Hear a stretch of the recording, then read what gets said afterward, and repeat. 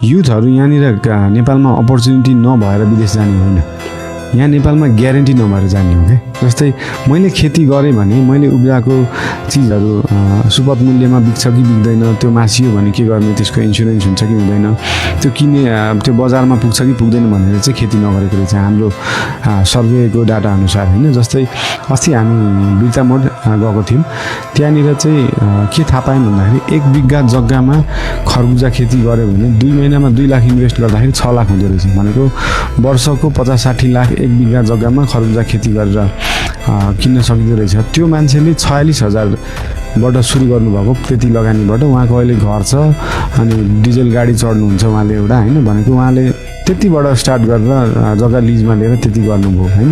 भनेको पोसिबिलिटी छ तर त्यसको ग्यारेन्टी छैन।